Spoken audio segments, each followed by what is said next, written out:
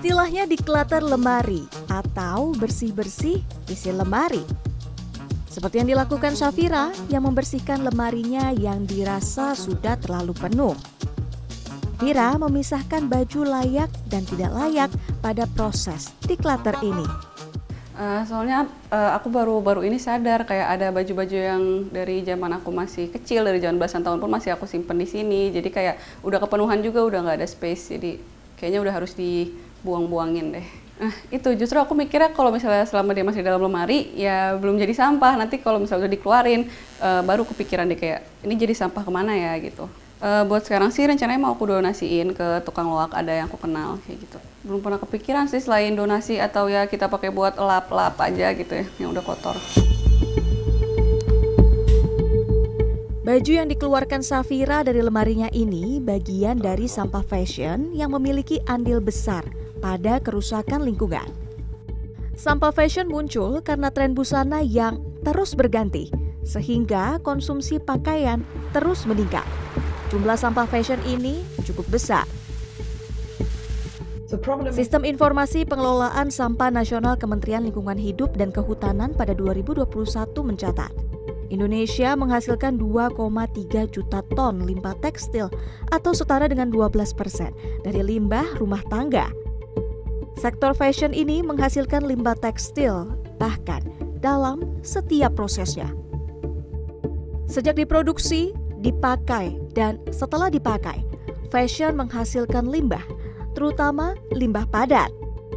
Pada proses produksi, industri pakaian dan tekstil menghasilkan limbah cair zat pewarna yang mengandung polutan.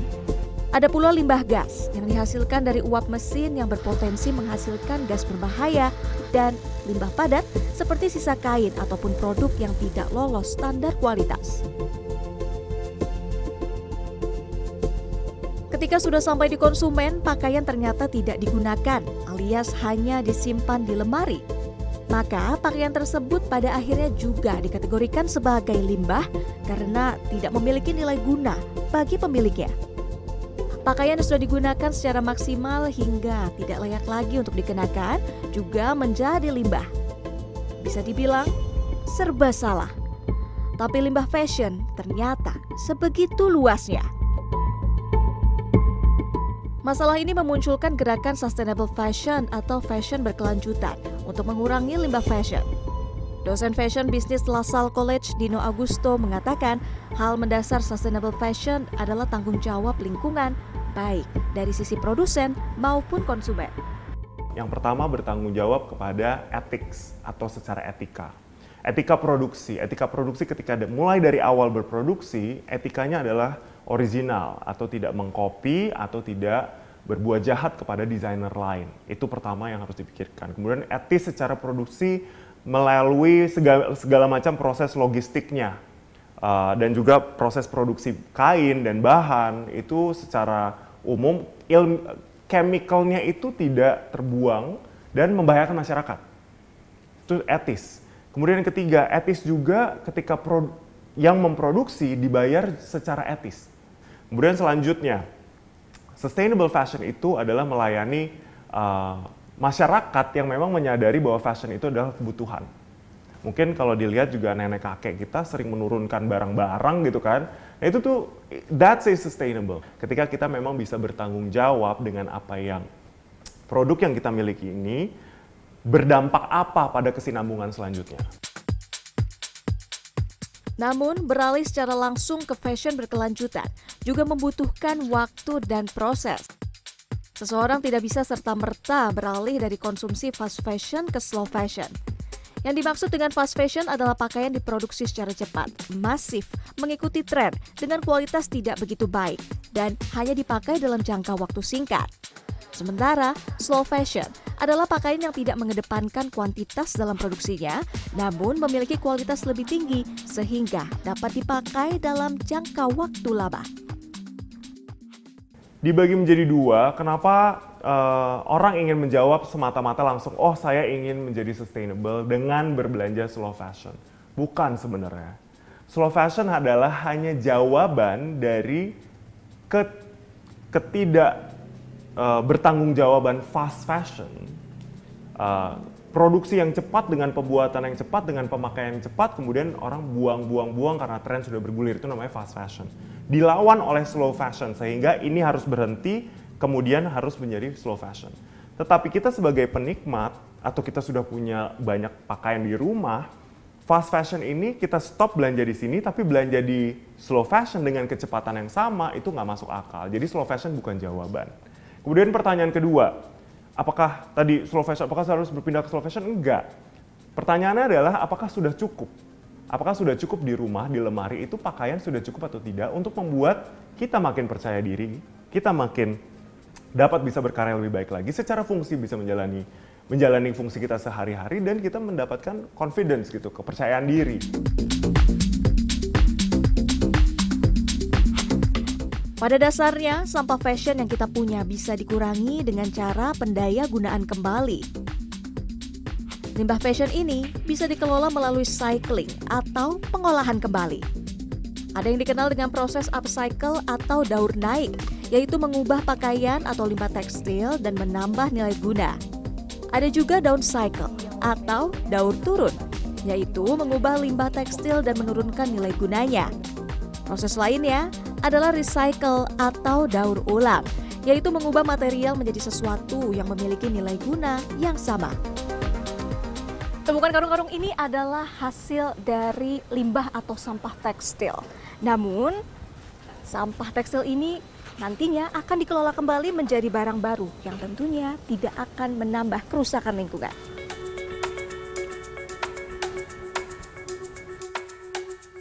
Berawal dari kekhawatiran akan limbah tekstil yang menumpuk di TPA dan sungai, EcoTouch berupaya untuk mendaur ulang limbah tekstil melalui daur turun. Bahan baku insulator atau peredam untuk bangunan ini berasal dari limbah tekstil, baik dari limbah proses produksi atau limbah garmen sisa industri, dan limbah dari masyarakat yang telah menggunakan pakaian atau pakaian yang sudah tidak layak pakai. Oh, ini sampah post consumer waste nih makin numpuk dan masih jarang sekali yang bisa melakukan daur ulang seperti itu. Nah, kemudian kami mencoba akhirnya di 2 tahun yang lalu, coba kami mulai menerima kain-kain dari masyarakat itu untuk kami uji coba dulu sebenarnya seperti itu. Nah, setelah kami uji coba ternyata serat-serat ini memang walaupun sudah dipakai itu tapi masih dalam kondisi kita bisa proses lagi menjadi produk baru, sebenarnya seperti itu. Akhirnya ya sudah, kita memulai inisiasi untuk mengumpulkan dari masyarakat, karena kami merasa bahwa ini salah satu cara yang paling baik untuk kita mengurangi sampah tekstil di Indonesia. Karena saat ini kebanyakan sampah tekstil, istilahnya baju bekas ya, itu memang belum ada yang menampung, dan kebanyakan mereka itu sifatnya donasi ke bencana alam, juga banyak yang dikirim ke panti asuhan. Tapi di tempat-tempat panti asuhan dan tempat-tempat bencana itu mereka ternyata kan tidak butuh sebanyak itu gitu kan. Limbah fashion dari pakaian tidak layak pakai ini sayangnya baru dapat menyumbang sekitar 5% dari bahan baku produk karena jumlahnya belum mencukupi untuk perputaran produksi. Sejak 2021, EcoTouch telah mengelola lebih dari 5.000 ton limbah sisa produksi tekstil dan 15 ton limbah fashion donasi masyarakat.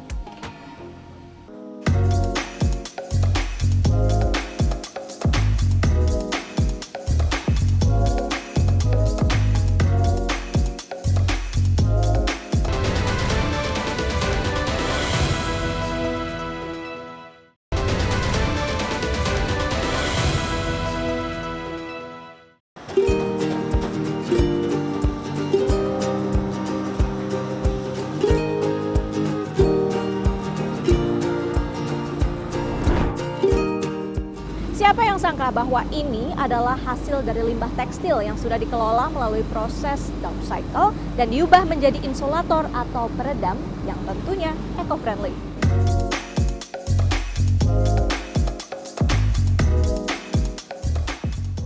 Pengelolaan sampah fashion melalui proses daur turun memang belum banyak dikenal, terutama di Indonesia. Limbah fashion dari proses produksi dan setelah pemakaian ini dikelola oleh EcoTouch menjadi insulator atau peredam bangunan. Proses daur turun atau downcycle ini cukup makan waktu. Proses dimulai dari masyarakat yang datang atau mengirimkan pakaian tidak layak pakai ke kantor EcoTouch di Jakarta. Pakaian yang diterima kemudian disortir berdasarkan jenis kain yang bisa dan yang tidak bisa diolah kembali. Proses ini disebut segregasi. Semua aksesoris yang melekat pada baju juga harus dipisahkan seperti kancing, resleting, payet, karet, kertas, dan plastik. Limbah aksesoris ini dikumpulkan dan dimanfaatkan oleh penjahit yang bekerja sama dengan EcoTouch. Di sini saya mencoba memisah-misahkan baju. Mbak Christine, ini kalau udah seperti ini, saya sudah copot. Oke. Ini dikemanakan? Nah, jadi kalau sudah copot, kita kumpulin, kita pisahin. Ini sudah cukup bisa atau harus dipotong lagi? Ini sudah oke. Udah oke nih. Yang penting saya harus ngecek bahwa tidak ada sampah lagi, karena kadang-kadang nih di kantong seperti ini, kadang-kadang suka ada kertas, suka ada bungkus permen segala macam, itu mesti dikeluarkan. Nah, kalau udah aman seperti ini, sudah bersih, kita tinggal taruh, kita pisahkan, nanti akan dipotong. Seperti itu. Proses selanjutnya adalah memotong kain menjadi perca. Tumpukan kain perca ini akan dikirim ke pabrik dan diolah menjadi bahan baku peredam.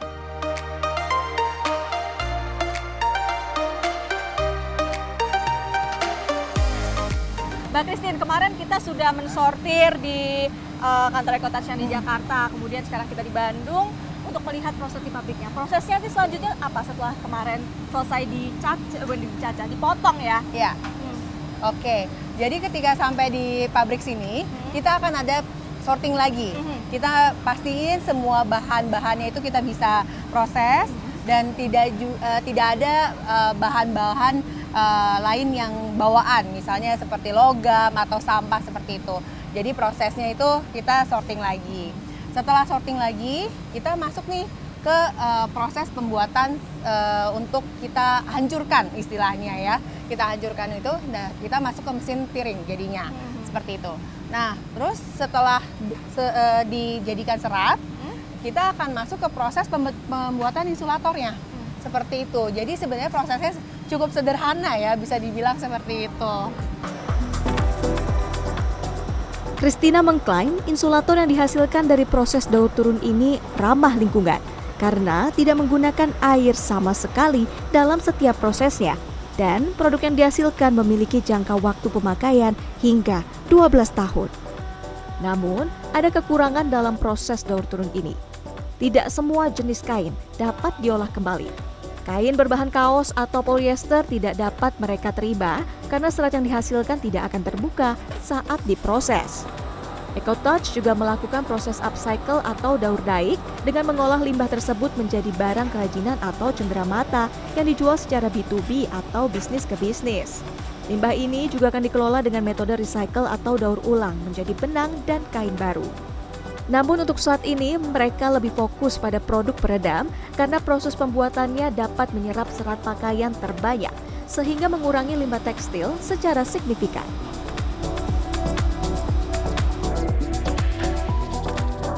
Selain limbah pakaian tak layak pakai, ada juga limbah pakaian yang masih layak. Bagaimana penanganannya? Selain didonasikan atau dijual sebagai barang pre-love alias bekas, pakaian yang masih layak pakai di dalam lemari bisa dimanfaatkan kembali dengan cara daur naik. Di Setali Indonesia, pakaian bekas diberi nyawa lagi agar bisa digunakan kembali. Berdiri pada 2018, Setali dikenal sebagai organisasi yang melakukan upcycle dan telah memiliki sekitar 15 recycling artist atau seniman daur ulang. Mbak Intan, boleh diceritakan bagaimana perjalanan Setali Indonesia untuk sampai saat ini masih bergerak di bidang sustainable fashion? Sebenarnya kalau Style Indonesia itu lahir di tahun 2018. Jadi kita ini fokusnya adalah social enterprise yang memang gain awareness terhadap sustainable fashion. Jadi nggak cuma recycling, kita di sini juga ngajakin teman-teman supaya mereuse juga, terus repair juga, dan yang pasti juga sebenarnya selain itu mereka juga harus tahu roots dari sustainable fashion itu tuh ada semua di Indonesia. Dari batik, tenun, pewarna alami, itu tuh memang sudah lama dilakukan oleh para leluhur kita. Boleh mungkin kita tunjukkan sedikit ya Mbak untuk ini semua hasil upcycle. Iya, upcycle dari beberapa recycling artis yang ada di Setali. Ini kayak ada beberapa baju, ada 1, 2, 3 pakaian. 3 pakaian jadi baru lagi. Jadi baru lagi. Dan nilainya justru malah jadi naik. Iya, added Karena value. iya, unik kayak maksudnya. Mungkin bahkan somehow Dan malah jadi fashion statement baru. Iya, dan nggak mesti pakaian, ini juga bisa sepatu. Kalau sepatu kanvas yang sudah tidak terpakai, bisa dijadiin sepatu baru. Selain proses upcycle, Setali juga melakukan recycle atau daur ulang. Gak cuman baju aja, aku juga bikin-bikin kayak gini. Apa itu Mbak? Jadi ini kita cacah dulu, ini jadi coaster, ini jadi vas kecil, ini juga bisa jadi tempat perhiasan. Ini dari limbah tekstil yang residunya, kan dari upcycle terus ada residu-residu yang kecil-kecil. Oh iya. Terus karena sekarang kita udah ada mesin cacah, kita cacah, terus kita bikin natural glue sendiri, terus kita bentuk. Ada yang jadi bata juga. Kalau kayak gini berarti bagiannya apa ya Mbak? Downcycle kah? Ini recycling. Recycling kategorinya. Oke, terus bata dari limbah tekstil. Iya. Setali melakukan produksi melalui kerjasama dengan berbagai brand untuk mengelola sampah fashion dan memberikan edukasi kepada masyarakat akan pentingnya fashion berkelanjutan. Menurut Intan, daur pakaian bukan hanya merupakan sebuah tren, tetapi harus menjadi gaya hidup.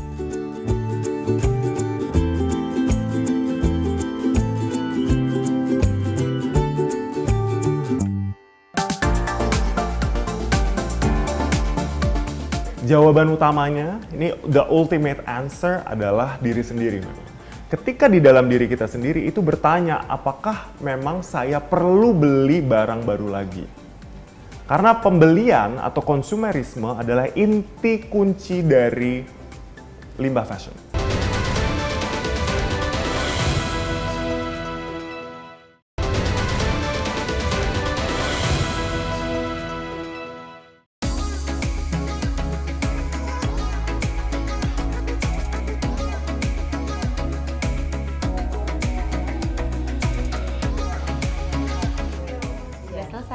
Makasih Kak Kein. Nah, jika Anda sudah terlanjur memiliki limbah pakaian di rumah seperti ini, Anda bisa memanfaatkannya dengan mengubah kain-kain perca seperti ini menjadi fashion statement baru. Seperti yang sudah saya lakukan, membuat kain perca menjadi gelang.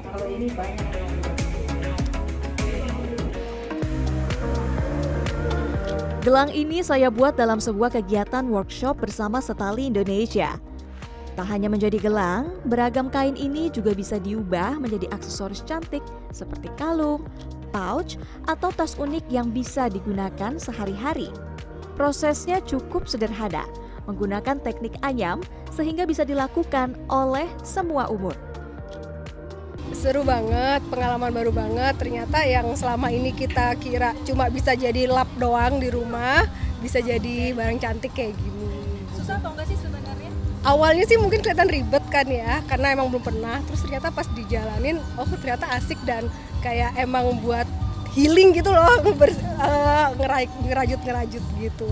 Seru banget ya, soalnya kan kita belajar tali temali yang itu mungkin kita belajarnya dari zaman dulu masih kita SD. Terus tiba-tiba ini diajarin lagi, terus kita kayak flashback, terus kayak oh ya ini kok bisa gini, oh ini kok bisa jadi kayak gini gitu loh. Seru aja sih sebenarnya. Gampang. Jadi kayak itu sih, senam buat oma-oma kayak senam tangan. Jadi seru juga.